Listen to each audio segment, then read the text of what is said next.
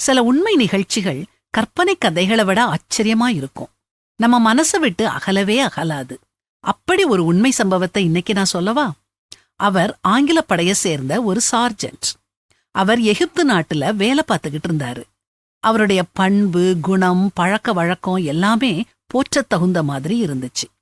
அவர் கூட அதே ராணுவத்துல வேலை செய்யும் ஒரு போதகர் அவர்கிட்ட, நீங்க இவ்வளவு நல்லவங்களா இருக்கீங்களே, நீங்க எப்போ எப்படி கடவுளுக்குள்ள வந்தீங்கன்னு கேட்டாரு. அதுக்கு அந்த சார்ஜென்ட் நீளமா பதில் சொன்னாரு. எங்க முகாம்ல ஒரு கிறிஸ்தவ ராணுவ வீரன் இருந்தான். அவனை நாங்க எல்லாரும் சேர்ந்து நல்லா கலாய்ப்போம். எங்களுடைய கிண்டல் கேலி எல்லாத்துக்கும் இலக்கு அவன்தான். ஒரு நாள் அவன் முழங்கால் போட்டு ஜெபிச்சுக்கிட்டு இருந்தான்.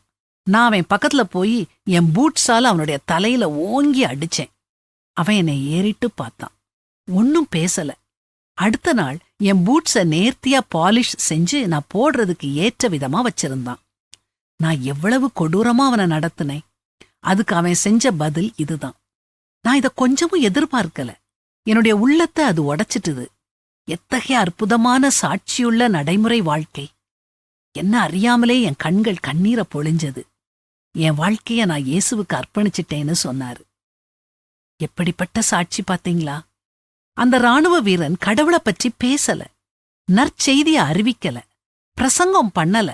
தன்னுடைய சகிப்புத்தன்மையால பதிலுக்கு பதில் செய்யாம நன்மை செஞ்சதுனால ஒரு சார்ஜென்ட்டையே கடவுளுக்குள்ள வழி நடத்த முடிஞ்சது. நாம எப்படி இருக்கிறோம்? நமக்கு தீமை செய்யறவங்களுக்கு நன்மை செய்யறோமா? உங்களை துன்பப்படுத்துகிறவர்களை ஆசீர்வதியுங்கள், ஆசீர்வதிக்க வேண்டியதே என்று சபியாதிருங்கள், ஒருவனுக்கும் தீமைக்கு தீமை செய்யாதிருங்கள், எல்லா மனுஷருக்கு முன்பாகவும் யோக்கியமானவைகளை செய்ய நாடுங்கள் அப்படின்னு பரிசுத்த வேதாகமமும் நமக்கு கற்றுக் கொடுக்குது.